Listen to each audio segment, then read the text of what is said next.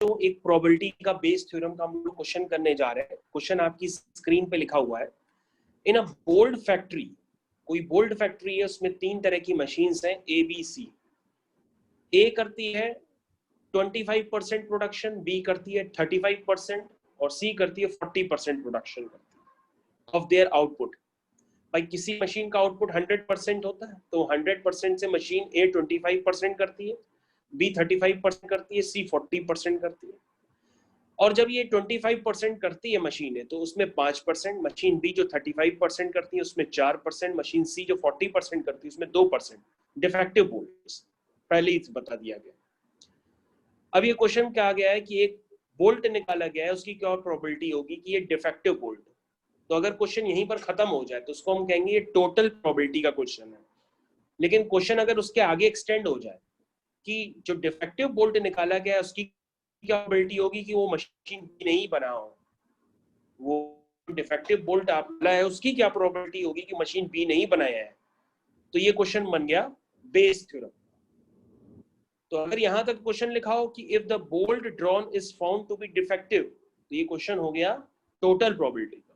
लेकिन अगर पूछा गया what is the probability that it is manufactured by machine B, या आइदर ये भी दे सकता था मशीन ए, या आइदर ये भी दे सकता था मशीन सी, तो यहां तक अगर क्वेश्चन एक्सटेंड हो जाता है तो वो बन जाता है बेस थ्योरम। तो अब इसको क्वेश्चन को करते कहते हैं, पहले क्वेश्चन में हम लोग टोटल प्रोबेबिलिटी निकालते हैं। टोटल प्रोबेबिलिटी मतलब डिफेक्टिव बोल्ट होने की प्रोबेबिलिटी निकालते हैं। तो डिफेक्टिव बोल्ट वो कहां से हो सकता है अगर इन टोटल प्रोबेबिलिटी निकालें तो डिफेक्टिव बोल्ट वो मशीन ए से भी आ सकता है, मशीन बी से भी आ सकता है, मशीन से भी आ सकता है। तो अगर आप रेंडमली बोल्ट निकालेंगे तो अगर डिफेक्टिव बोल्ट होगा तो उसकी प्रोबेबिलिटी जो होगी टोटल प्रोबेबिलिटी होगी। तो सबसे पहले आपको टोटल प्रोबेबिलिटी लिखनी पड़ेगी। तो टोटल प्रोबेबिलिटी कहां से हो जाती है, वो मशीन ए से भी हो सकती है, मशीन बी से भी हो सकती है, मशीन सी से भी हो सकती है। अब आपको ये टोटल प्रोबेबिलिटी लिखनी आनी चाहिए, और ये आप तभी लिख सकते हैं जब आपको कंडीशनल प्रोबेबिलिटी आती हो। और नहीं आती है तो आप मेरे पीछे वाले लेक्चर्स जो हमने आपको भेजे हैं उसको रिवाइज करिए। तो आंसर हो गया let E1, E2, E3 and A, B events. ठीक है, E1 क्या है? E1 आपकी इवेंट है bolt is manufactured by machine A. Bolt is manufactured by machine A, by machine A. E2 क्या है? Bolt is manufactured by machine B. Bolt is manufactured by machine B. E3 क्या है? Similar, bolt is manufactured by machine C. और A क्या है? ए तो मैंने आपको क्लियर कट समझा दिया है कि ए का मतलब है बोल्ट इज डिफेक्टिव।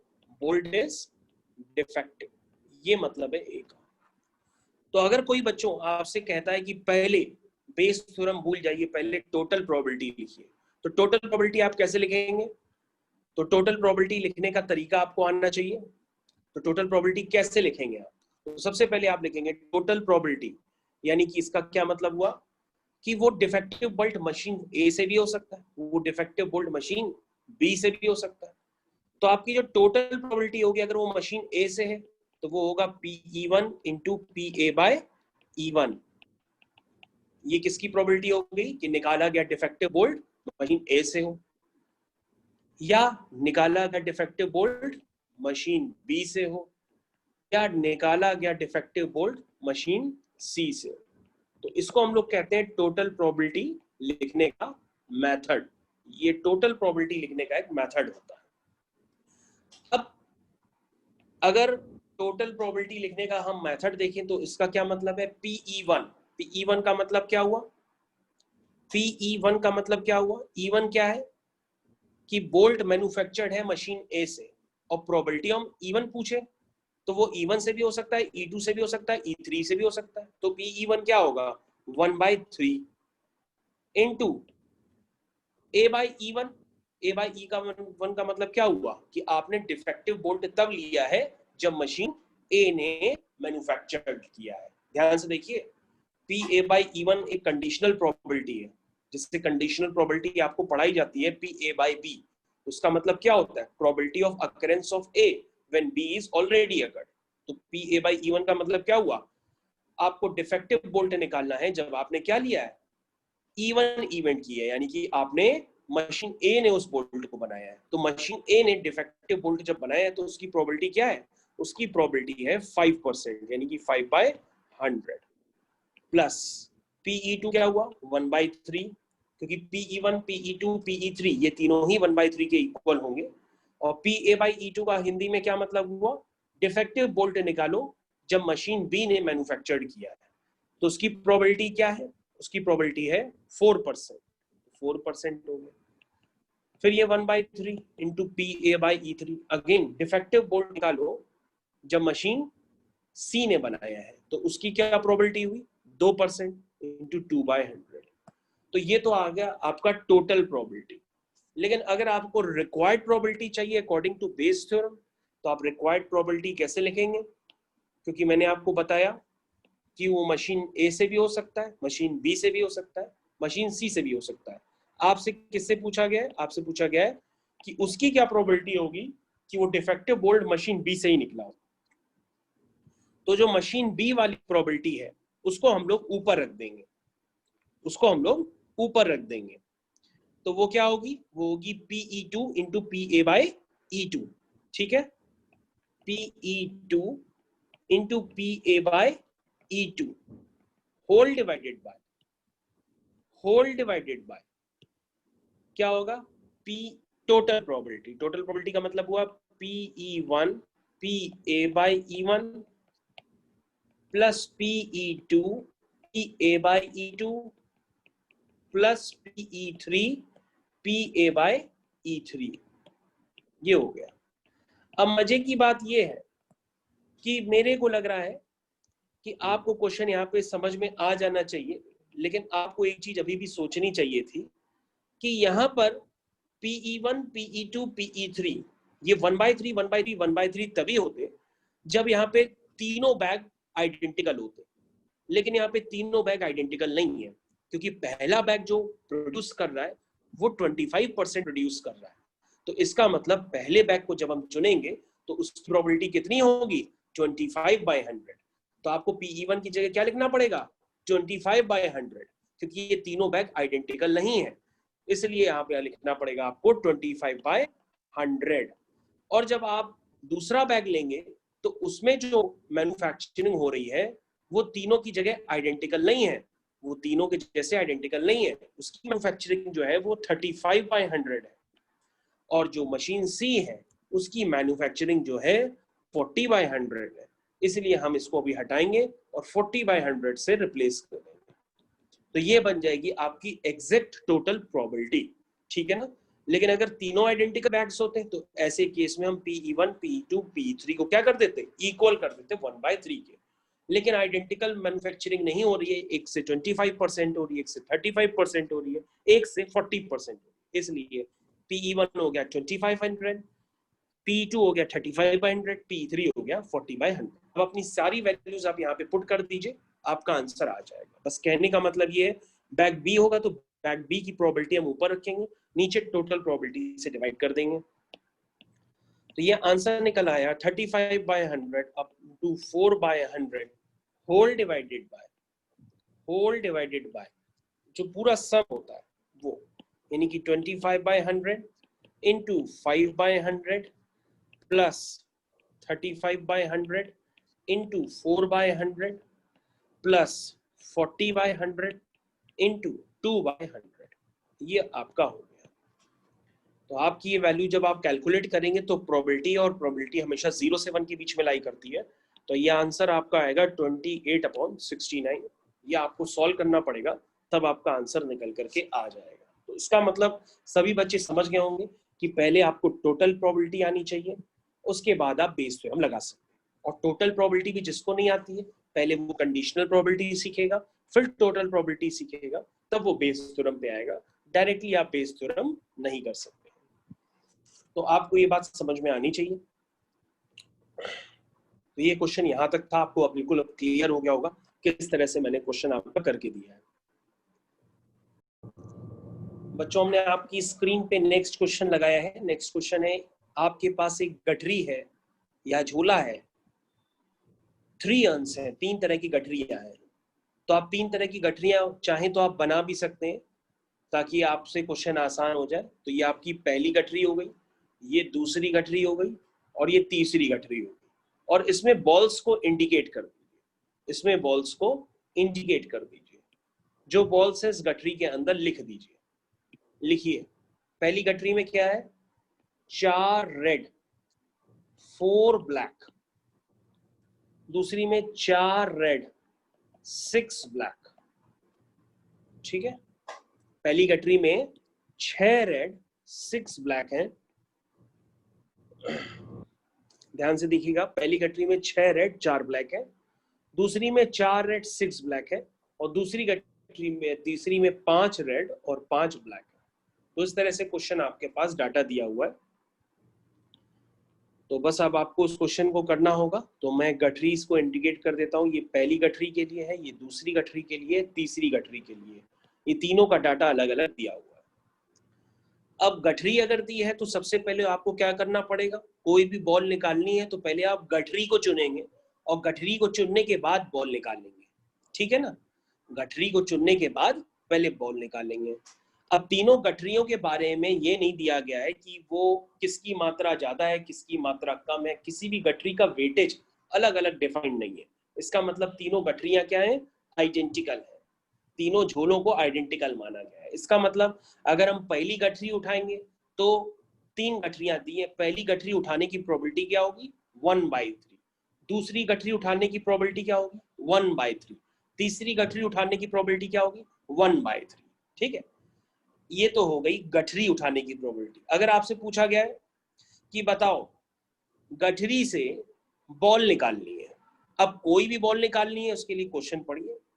लिखा गया है बॉल सेलेक्ट किया गया,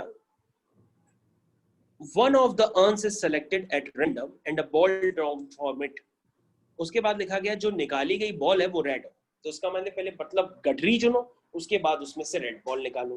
तो आपके पास ऐसे 3 केसेस हो सकते हैं कि पहली गठरी चुनो, उसमें से रेड बॉल निकालो, दूसरी गठरी चुनो, उसमें से रेड बॉल निकालो, तीसरी गठरी चुनो, उसमें से रेड बॉल निकालो। तो ये आपकी क्या हो गई, टोटल प्रोबेबिलिटी। और उसके बाद आपसे पूछा जाए कि उसकी क्या प्रोबेबिलिटी होगी कि जो लाल बॉल है, जो रेड बॉल है, वो पहली गठरी से निकली हुई है। तो पहली गठरी की प्रोबेबिलिटी को नीचे टोटल प्रोबेबिलिटी से डिवाइड कर देंगे, आपका आंसर आ जाएगा। अब आप इस क्वेश्चन को समझ चुके हैं। सबसे पहले आप खुद ही कर लीजिए। तो टोटल प्रोबेबिलिटी क्या होगी, वो होगा PE1 into PA/E1 plus PE2 into PA/E2 plus PE3 into PA/E3। ये हो गया टोटल प्रोबेबिलिटी। तो PE1 क्या होगा, वो होगा 1/3, क्योंकि तीनों गठरी यहाँ पे आइडेंटिकल है, किसी का वेटेज कम ज्यादा या नहीं है। A/E1 मतलब रेड बॉल निकालो पहली गठरी से। अगर हम पहली गठरी से रेड बॉल निकालेंगे तो उसकी प्रोबेबिलिटी क्या होगी, 6/10। उसकी प्रोबेबिलिटी कितनी होगी, 6/10। प्लस दूसरी गठरी चुनो, अब उसमें से रेड बॉल निकालो तो हो जाएगी 4/10। तीसरी गठरी चुनो, उसमें से रेड बॉल निकालो, उसकी प्रोबेबिलिटी हो जाएगी 5/10। अब आपका रिक्वायर्ड आंसर आ जाएगा। क्या है रिक्वायर्ड आंसर, कि आपकी जो रेड बॉल निकली हो वो पहली गठरी यानी कि फर्स्ट रन से निकली हो, तो उसकी रिक्वायर्ड प्रोबेबिलिटी जो होगी वो क्या होगी, 1/3 इंटू 6/10 को हम ऊपर रख देंगे और डिवाइड कर देंगे होल क्वांटिटी से। ये देखो होल क्वांटिटी से डिवाइड कर दिया, 1/3 into 6/10 plus 1/3 into 4/10 plus 1/3 into 5/10। तो ये आप आंसर निकाल लीजिए। अब आपका फुल फ्लैश आंसर आ गया है। फुल फ्लैश आंसर निकल करके आ गया है। तो इसका आंसर है 2/5। इसका आंसर है 2/5। ये आपका आंसर आ चुका है। तो क्वेश्चन है बच्चों, an insurance company insured 2000 scooter driver, 4000 car drivers and 6,000 truck drivers. The probability of an accident involving a scooter driver, car driver, truck driver, 0.01, 0.03, 0.15. One of the insured person meet with accident. What is the probability that he is scooter driver? तो question बच्चों आपको clear है? यहाँ पे एकदम आपको question clear है? अब बच्चों यहाँ पे जो ड्राइवर है वो आइडेंटिकल नहीं है. अगर ड्राइवर सारे आइडेंटिकल होते तो हम PE1 is equal to PE2 is equal to PE3 1/3 कर देते, लेकिन ये आइडेंटिकल नहीं है. पहले ड्राइवर जिसका इंश्योरेंस किया गया उनका वेटेज अलग है, दूसरे ड्राइवर जिनका इंश्योरेंस किया गया है उनका वेटेज अलग है, तीसरे का अलग है. इसलिए आपको PE1 PE2 अलग अलग निकालनी पड़ेगी. तो PE1 क्या होगा? E1 क्या है? पर्सन जो स्कूटर ड्राइवर है. E2 क्या है? जो कार ड्राइवर है. E3 क्या है? जो ट्रक ड्राइवर है. अगर हमने लिख दिया PE1 तो उसका मतलब स्कूटर ड्राइवर होने की प्रोबेबिलिटी वो क्या होगी? वो होगी 2000 upon total number of drivers कितने हैं? 2000 प्लस 4000 प्लस 6000, इसका मतलब 12000. और अगर हम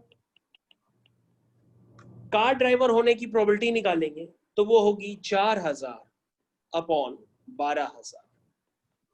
और अगर हम ट्रक ड्राइवर होने की प्रोबेबिलिटी निकालेंगे तो वो प्रोबेबिलिटी होगी 6000 डिवाइड बाय 12000. अब आपके पास यहाँ पे क्वेश्चन दिया गया है कि स्कूटर ड्राइवर, कार ड्राइवर और ट्रक ड्राइवर से अगर एक्सीडेंट होता है तो उनकी प्रोबेबिलिटीज तुमको पहले से ही गिवन है. तो अच्छी बात है. यानी अब आपको क्या करना है? आपको सबसे पहले टोटल प्रोबेबिलिटी निकालनी है कि मान लो एक्सीडेंट हुआ तो वो स्कूटर ड्राइवर था, मान लो एक्सीडेंट हुआ वो ट्रक ड्राइवर भी हो सकता है, मान लो एक्सीडेंट हुआ वो कार ड्राइवर भी हो सकता है. तो पहले आप टोटल प्रोबेबिलिटी निकालिए. तो आपकी टोटल प्रोबेबिलिटी क्या होगी? टोटल प्रोबेबिलिटी होगी कि आपने स्कूटर ड्राइवर लिया और उसका एक्सीडेंट हो गया. सिमिलरली आप इस एक्सप्रेशन को लिखते चले जाइए, क्योंकि अब आपकी आदत पड़ गई होगी किस तरह से इसको लिखना होता है. This is called total probability. अगर टोटल प्रोबेबिलिटी पूछी जाती है तो हम इस तरह से यहां तक आंसर लिखते हैं. तो बच्चों ये हो गया 1/6 इंटू 1/6 इंटू 0.01 प्लस, क्योंकि ये PE1 जो इसको आप सिंप्लीफाई करेंगे तो ये 1/6 आ रहा है. 2000 अपॉन 12000 कितना हुआ? 1/6 हुआ. प्लस आगे इसको कंटिन्यू कर लीजिए. दूसरे PE2 को सॉल्व करेंगे तो 1/3 आ रहा है. तो आगे वाली नेक्स्ट प्रोबेबिलिटी लिख लीजिए. PE2 into PA/E2. तो PE2 कितना है? 1/3. PA/E2 कितना है? वो है 0.03. ठीक. PE3 वो है 1/2 और PA/E3 वो है 0.15. तो ये आपको टोटल प्रोबेबिलिटी क्लियर होनी चाहिए कि मैंने किस तरह से लिखी है. अब इसके आगे आपको क्या करना पड़ेगा? अब अपना रिक्वायर्ड प्रोबेबिलिटी निकालेंगे, क्योंकि उसने बताया है उसकी क्या प्रोबेबिलिटी होगी कि जिसका एक्सीडेंट हो वो स्कूटर ड्राइवर हो. यानी स्कूटर ड्राइवर वाले को हम ऊपर रखेंगे और बाकी सबको नीचे हम डिवाइड में डाल देंगे. तो आपका बेस थ्योरम के अकॉर्डिंग आंसर आ जाएगा. यानी आपको करने के लिए 1/6 इंटू 0.01 इस क्वांटिटी को आपको ऊपर रखना होगा, बाकी पूरी क्वांटिटी से आपको डिवाइड करना होगा. तो बाकी पूरी क्वांटिटी क्या है उससे आप डिवाइड कर लीजिए. 1/6 इंटू 0.01, 1/3 इंटू 0.03, 1/2 इंटू 0.15. तो ये है आपका आंसर. और जब आप इसको सॉल्व करेंगे तो ये आंसर निकल करके आएगा 1/52. This is the required answer. ये क्वेश्चन करने का तरीका है. तो बच्चों नेक्स्ट क्वेश्चन हमने आपकी स्क्रीन पे लगाया हुआ है. इसमें लिखा है कि यहाँ पर 2 तरह के बैग है. बैग 1 में 3 रेड और 4 ब्लैक बॉल्स हैं. बैग 2 में 4 रेड एंड 5 ब्लैक बॉल्स हैं. और एक बॉल ट्रांसफर की गई है बैग 1 से और बैग 2 की तरफ. आपको ये नहीं पता है कि बैग 1 से बैग 2 की तरफ जो बॉल ट्रांसफर की गई है वो कौन सी बॉल है. अब वो बॉल रेड भी हो सकती है और वो बॉल ब्लैक भी हो सकती है. तो आपको यहाँ पे इवेंट सेलेक्ट करनी पड़ेगी. इवेंट में आपको लिखना पड़ेगा कि ball transfer from bag 1 to bag 2 is red. E2 event आपको माननी पड़ेगी ball transferred from bag 1 to bag 2 is black, क्योंकि रेड भी ट्रांसफर हो सकती है, ब्लैक भी ट्रांसफर हो सकती है, इसलिए इनको मुझे इवेंट्स मानना पड़ेगा। फिर इसने कहा गया है कि ट्रांसफर होने के बाद जो बॉल निकाली गई है वो बैग 2 से निकाली गई, और निकाली गई बॉल जो है वो रेड है कलर में।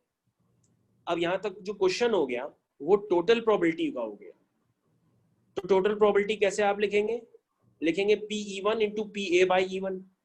E1 का क्या मतलब हुआ कि ट्रांसफर की गई बॉल जो है वो रेड है, और रेड बॉल ट्रांसफर होने के बाद आपने क्या किया, उस बॉल को निकाला बैक 2 से, उस बॉल को निकाला रेड बॉल को, तो उसकी प्रोबेबिलिटी हो गई PE1 इंटू PA/E1। तो PA/E1 का मतलब क्या हुआ, रेड बॉल निकाल ली हमने बैक 2 से जब पहले बैग से रेड बॉल ट्रांसफर हुई थी। अगर हम PA/E2 बोलेंगे तो इसका मतलब हुआ कि रेड बॉल निकाली आपने बैग 2 से जब पहले बैग से ब्लैक बॉल ट्रांसफर हुई थी। तो इसका मतलब इस तरह से क्वेश्चन किया जाता है, क्योंकि आपको पता ही नहीं है कि पहले बैग से कौन सी बॉल ट्रांसफर हुई है, रेड हुई है कि ब्लैक हुई है, इसलिए यहाँ पे इवेंट्स मानी जाती है। तो यहाँ पे इवेंट्स कैसे मान के हम क्वेश्चन करते हैं वो समझिए। तो सबसे पहले यहाँ पे लिख लीजिए इवन इवेंट्स। तो इवन क्या है, ball transferred from bag 1 to bag 2 is red. E2 event क्या है, ball transferred from bag 1 to bag 2 is black, is black। तो आपको अब यहां पर ध्यान देना पड़ेगा। ए इवेंट आप अपने हाथ से भी लिख सकते हैं, अपने हाथ से लिख लीजिए आप। क्या है ए इवेंट? इसका मतलब है ball drawn from bag 2 red in colour. ये आपकी टोटल प्रोबेबिलिटी होगी, ball drawn from bag 2 red in colour, red in colour. आप क्वेश्चन करना चालू करिए। सबसे पहले PE1 लिखिए। PE1 का मतलब क्या हुआ कि पहले बैग से रेड बॉल निकालने का तरीका। तो पहले बैग से जब हम रेड बॉल निकालने का तरीका होगा वो 3/7 होगा। PE2 क्या होगा, दूसरे बैग से पहले बैग से ब्लैक बॉल निकालने का तरीका, क्योंकि पहले बैग से रेड बॉल 3/7 तरीके हो सकते हैं, और पहले बैग से ब्लैक बॉल ट्रांसफर करने के 4/7 तरीके हो सकते हैं। ठीक है, इसकी प्रोबेबिलिटी 4/7 हो सकती है। अब आपको क्या निकालना है, PA/E1। इसका हिंदी में क्या मतलब हुआ, रेड बॉल निकाली बैग 2 से जब पहले बैग से रेड बॉल ट्रांसफर हुई थी। तो पहले बैग से अगर रेड बॉल ट्रांसफर हो जाएगी तो बैग 2 में कितनी बॉलें हो जाएंगी, बैग 2 में 4 रेड बॉलें थी, तो वहां पर 5 रेड और 5 ब्लैक हो जाएगी। 5 रेड इसलिए हो जाएगी क्योंकि एक रेड बॉल बैग 1 से ट्रांसफर हुई है। तो अगर हम इसको लिखना चाहें तो हम किसके कैसे लिखेंगे, इसको हम लिखेंगे 5/10। इसका मतलब रेड बॉल आपने निकाली जब पहले बैग से रेड बॉल ट्रांसफर हुई थी। उसी तरीके से PA/E2, इसका मतलब ये हुआ कि फिर आपने बैग 2 से रेड बॉल निकाली जब पहले बैग से ब्लैक बॉल ट्रांसफर हुई, और पहले बैग से अगर ब्लैक बॉल ट्रांसफर होगी तो बैग 2 में ब्लैक बॉल्स हो जाएंगी 6 और रेड बॉल्स उतनी रहेंगी 4, तो उसकी प्रोबेबिलिटी हो जाएगी। अब आप समझ गए होंगे कि किस तरह से लिखा मैंने। तो ये हो जाएगा 4/10। क्यों? क्योंकि 4/10 इसलिए हो गया क्योंकि ब्लैक बॉल पहले बैग से ट्रांसफर होकर के आ गई और आपने दूसरे बैग से रेड बॉल निकाल ली। अब बेटा आप इसका आंसर लिख लीजिए। आप इसका आंसर अब आप लिखना जानते हैं, डायरेक्ट आप लिख सकते हैं। इसका आंसर हुआ रिक्वायर्ड प्रोबेबिलिटी। रिक्वायर्ड प्रोबेबिलिटी क्या होगी? रिक्वायर्ड प्रोबेबिलिटी क्वेश्चन में पढ़ लीजिए, जो आपसे पूछा गया है वही आपकी रिक्वायर्ड प्रोबेबिलिटी है। कह रहा है find the probability that the transferred ball is black, यानी आपको PE2 इंटू PA/E2, ठीक है ना, लिखना पड़ेगा PE2 इंटू PA/E2, इसको ऊपर लिखेंगे और डिवाइड करेंगे किससे, टोटल प्रोबेबिलिटी से, यानी कि PE1 into PA/E1 plus PE2 into PA/E2, ये इसको करने का मेथड है। और जब इसमें सारी वैल्यूज पुट कर देंगे तो आप सारी वैल्यूज पुट कर लीजिएगा, आपका आंसर आएगा 16/31। This is the final answer. तो इस केस में यही प्रॉब्लम होती है कि लोग समझ नहीं पाते हैं कि इवेंट्स को कैसे ब्रेक करके बनाए। तो इवेंट्स क्वेश्चन खुद बता रहा है कि बॉल ट्रांसफर हुई है, लेकिन कौन सी बॉल ट्रांसफर हुई है क्वेश्चन में लिखा नहीं है, इसलिए हम लोग यहाँ पे लेट कर लेते हैं कि इवन इवेंट बता रही है कि जो पहले बैग से बॉल ट्रांसफर हुई है वो मान लो रेड है, तो रेड बॉल निकालने की प्रोबेबिलिटी हो गई PE1। E2 बता रही है पहले बैग से जो बॉल ट्रांसफर हुई है वो ब्लैक है, तो दूसरे बैग से ब्लैक बॉल निकालने की प्रोबेबिलिटी हो गई। अब आप समझ गए होंगे, तो जब आप समझ गए तो अब आप इस क्वेश्चन को कर सकते हैं। तो PE1 भी आपको क्लियर है, PE2 भी क्लियर है।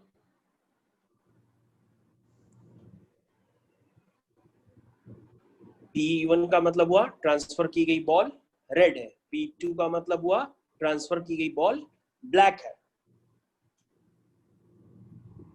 तो जैसे ही आप इस क्वेश्चन को करना चालू करेंगे तो आपको नीट एंड क्लीन क्लियर हो जाएगा ये।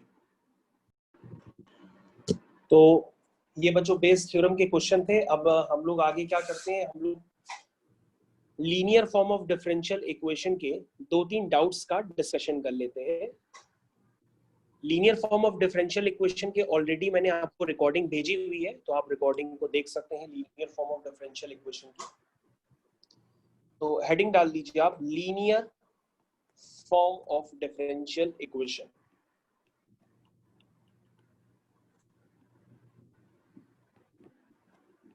तो हमारी जो क्लास है ऑलरेडी हम आपको भेज चुके हैं linear form of differential equation की, ये आप दोबारा देख रहे हैं। जैसे एक छोटा सा क्वेश्चन है, dy/dx plus 2y is equal to e की पावर 3x। तो अगर इस तरह के क्वेश्चन आते हैं तो सबसे पहले हम इसको किससे कंपेयर करते हैं, कंपेयर करते हैं dy/dx plus pxy is equal to qx, इससे कंपेयर करते हैं। जब कंपेयर करते हैं तो आपका जो px है वो 2 आ जाएगा और qx जो है वो e की पावर 3x आ जाएगा। उसके बाद हम लोग इंटीग्रेटिंग फैक्टर निकालते हैं। इंटीग्रेटिंग फैक्टर क्या होता है, वो होता है e की पावर इंटीग्रेशन p dx। तो यहाँ पर जो आपका p है वो 2 है, तो 2dx तो यानी आपका इंटीग्रेटिंग फैक्टर हो गया e की पावर 2x। और आंसर क्या लिखते हैं, आंसर होता है आपका डायरेक्टली इसमें लिखा जाता है, वो होता है y into integrating factor is equal to integration q into integrating factor dx plus, ये आपका डायरेक्ट आंसर होता है जिसको आप लिख सकते हो। y इंटू इंटीग्रेटिंग फैक्टर वो e की पावर 2x है, qx जो है वो आपका क्वेश्चन में दिया है वो e की पावर 3x है, इंटीग्रेटिंग फैक्टर e की पावर 2x है, dx प्लस, तो आपका हो गया y इंटू e की power 2x is equal to integration e की power 5x dx plus c।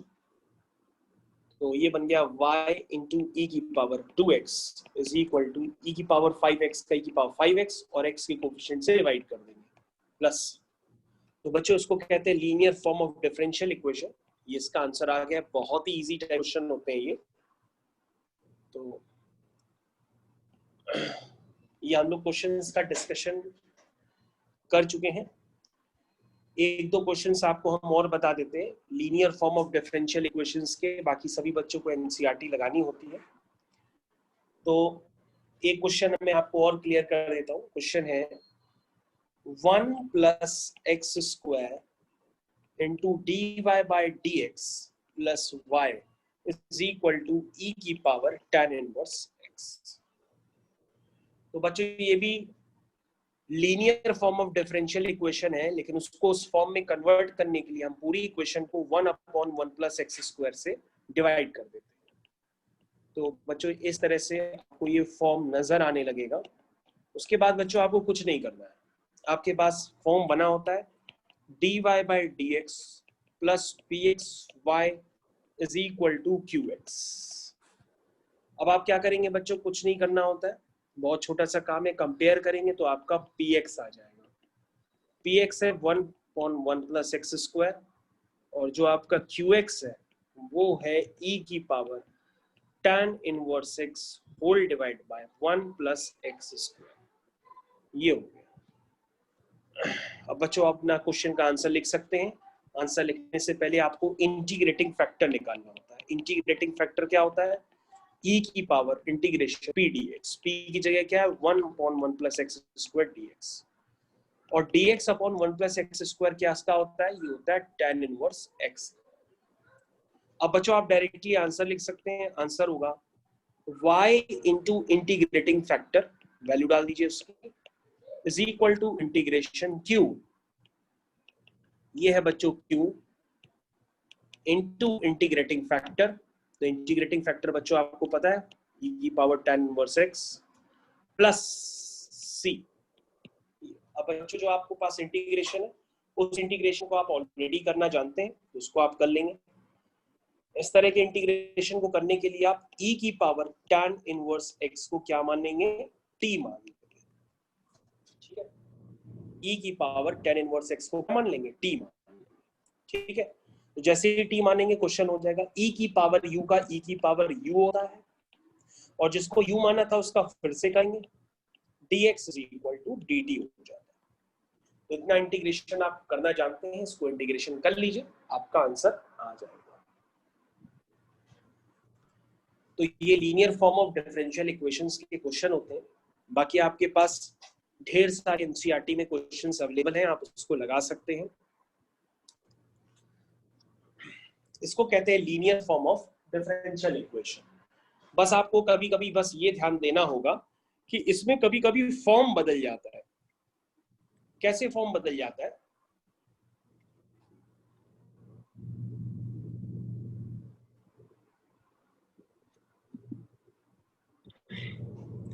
देखिए इधर इसमें कभी कभी फॉर्म बदल जाता है। फॉर्म कैसे बदल जाता है वो आपको दिखा रहे हो, देखिए।